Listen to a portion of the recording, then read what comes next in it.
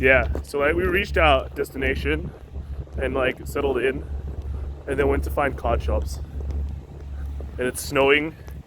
It's really bloody cold, and I don't have gloves, unlike Kelvin, who's fully equipped. Yeah, but you still can't. You still need to take care of your one or two sides properly, even though Yeah. this one's gonna do touch. Pretty sick. But yeah, this is the dedication. When you when you're when you go to Japan, this is the first thing you do. So we eventually did find that card shop. We had to take a taxi to the middle of nowhere in the suburbs. Find out it doesn't actually sell any Vanguard or Weishwartz, and had to wait until one random taxi drove by whilst in heavy snow in order to make it back to the city. And it was a crazy night, but let's be honest, you know, we all go crazy sometimes for things we like, and for me, Vanguard is just a part of it. So why is this year everyone just getting so burnt out and losing motivation? Now, there's a lot of factors, because it's been a crazy year.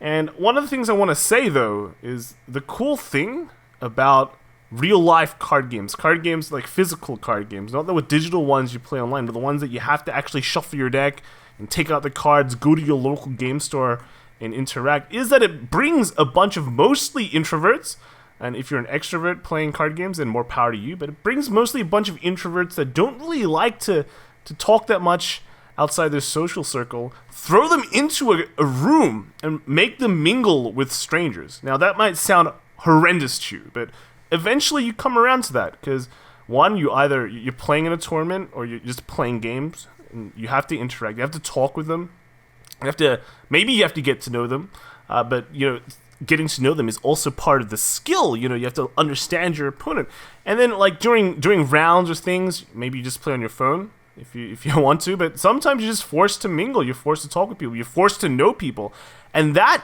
connection is a simple connection that maybe you need. Maybe it's that one connection in your life that really works out for you. It's like you meet your best friend or something like that. So that is something that these physical card games bring.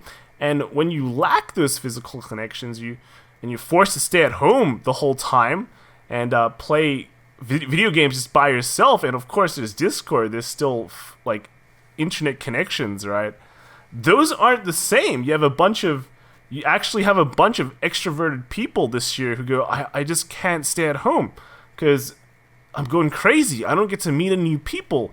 Maybe people with kids are like, I have to listen to the kids all day. So you have that weird phenomenon where, you know, people are just forced to stay at home. They just feel burnt out. They feel like they're going insane because they just don't have that physical connection anymore. And I think that's a big part of it. I think even though a lot of us are a bunch of introverts, we value our connections even more. And although we're content at staying at home and just playing video games, playing the next Civilization or you know, Call of Duty that comes out, we still value those physical connections and meeting with people and just talking with people, you know, with the good and the bad. So that's a big thing. And when you're sitting at home and playing, just listening to the only outlet that you have, which is like the internet is a very one-sided opinion machine. You know, if you have some crazy ideas, the internet will gladly shut it down. Something that might not happen in real life. If you go, I have a great combo to your friends in real life, they'll be like, that sounds pretty cool. Maybe we should play it. Online, it'd be like, dude, that's a stupid idea. You're an idiot. You shouldn't talk, all right? You're just wrong. So you're going to face a lot of opposing opinions that are just there to shut you down. And they're just it's like a hive mind. The internet's like a hive mind. They don't really value things like open thinking. And if it's a really bad idea or it's a really stupid idea, they will tell you it's a stupid idea. And you're just going to feel bad and you're going to feel burnt out. And I think that's another reason why this year has been especially bad. Because not only has there been a lot of good things that happen, I mean, this year, like, WCC did great, but then a lot of bad things have been happening. Like, the card game itself, maybe there's been too much power creep, and the internet will really vocalize that opinion and like, broadcast it so you know it, like, 20 times. If you think Silver Dust Blaze was a great set, they'll tell you that it's a bad set, and you'll be like, am I wrong? Am I incorrect in thinking this way? So overall, you're going to have that big demotivator that will really put on you, and you don't have that, you know, physical support that you normally talk with. You go, is this really a bad idea? And they're like, no, dude, we should try it. You don't have that anymore. You have like Skype or Discord and short, but it's, again, like I've said, it's not the same. So our replacements as well for Vanguard is just remote fight. We have Vanguard 0, which is not the same as well, and there's CFA, but of course all those platforms really just aren't the same as just playing physically. So there's a lot of burnout. There's been a lot of things that maybe you don't like that's been happening in Vanguard, like power creep. You know, we saw Zazan, saw Luard, we saw Gurgit. Beginning of the year, we saw Riviere as well. So all of that happening, and then we have things like the grass is greener on the other side, like Digimon. People going, wow, Digimon is going to be the next best thing. Vanguard is dead. And then the internet again repeats that 100 billion times. You're going to be like, why am I still playing Vanguard? It just feels dead. And of course, Bushiroad probably hasn't been doing the best they could in regards to like overdress. We have no information for that. It's just keeping a lot of people on edge. So I can understand if people just need a break. They need to take a break. And let me kind of relate that to like a normal year, because I know for me, I've been playing Vanguard since 2012, and I mean, I've been playing it for a very long time, but I haven't ever really taken a break. And in the past few years, I've taken Vanguard a bit more seriously with like the team idea and all that. So how come I've never really needed to take a break? And that's because for me, I've set my expectations and goal very, very seriously with Vanguard. It's a hobby. I enjoy it. I know that when I play Vanguard, this is taking up X period of time in my life, and I'm happy to use it like that. That's what a hobby is. And for everything else that comes along the way, that's like a plus. I meet new people, that's a plus. I learn new things, that's a plus. I travel to new places, that's a plus. And that is something that, you know, if you've been looking at this video and seeing the background, I've been showing a bunch of my travels and people that I've met, and that's all just part of the experience playing Vanguard that I consider as a plus. So for me, playing Vanguard is kind of a plus, you know? It might not be the best use of my time, but I'm gaining things from it, and I don't feel bad from it. And that's kind of like expectations and goals.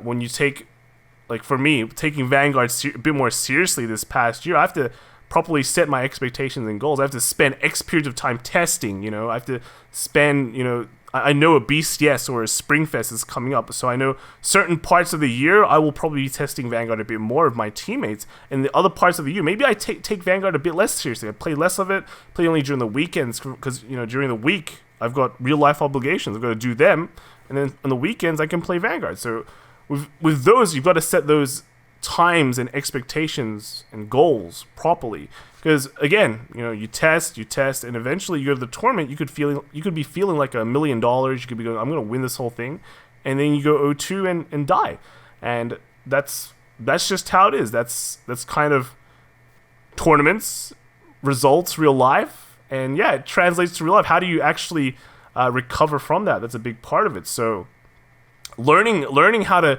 just not get demotivated and not just quitting immediately upon your defeats is another big thing. So for me, it's not just about playing Vanguard all day. That definitely will burn you out. It's about how you spend your time, how you understand you're spending your time, and how you work with just setting your expectations and goals properly. Because, you know, if I scrub out a tournament, you know, I feel bad. I go, okay, feels bad.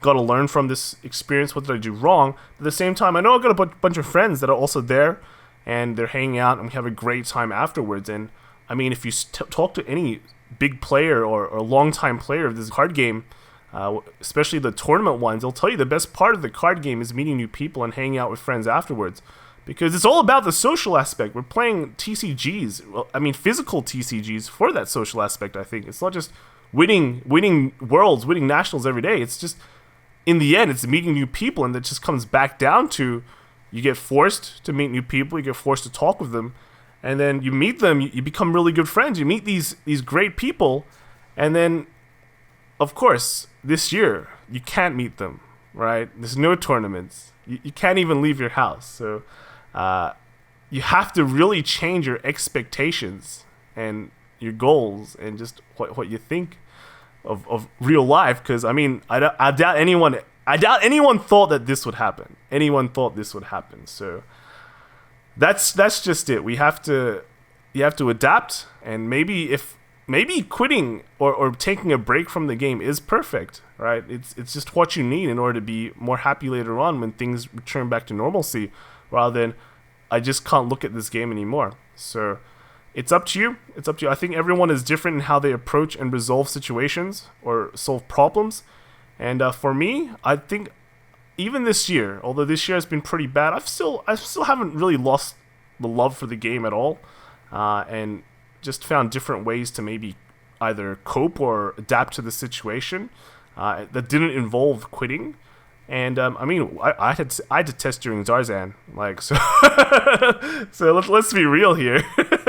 There's been some hard times, but for everyone else, there's different ways that you could probably. It's like just play a different game. I play Y Schwartz as well. That enables me to take a break from Vanguard. Lets me get less burnt out as well. I know other people's been playing Yu-Gi-Oh! Chess, watching movies or things like that, starting new YouTube channels. So see what works out for you. See, maybe even playing Digimon is correct. Get back to Vanguard when Overdress gets announced and see what it's like. And if you like it, then that's fine. I mean, technically I play 3 games, right? Because I play Standard and Premium. 2 big different things, and Y Schwartz. So there's a lot going on for me. So yeah, that's basically it. How I don't really get burnout, you know, because this year everyone's been getting burnout, but for me, I set my expectations and goals very realistically. I know that when I play card games, it might not be the best. It might not be the best idea. I could be playing other stuff, or playing the stock market, something like that, right? But I do enjoy what I do, and I know that I do set my expectations where they are, and know that, you know, this equals this, and that's just where it has to be. So let me know what you guys think. It's been a tough year for everyone. It's been a tough 2020, but it's gonna get better or worse. I mean, I don't know, but whatever comes our way, we just have to really adapt and learn and see where it goes. So good luck for you guys. Hope you guys have a great time at the end of the year, and hope that next year looks better. Bye. Alright, 1, 2, anime. Alright. Alright, that's good enough.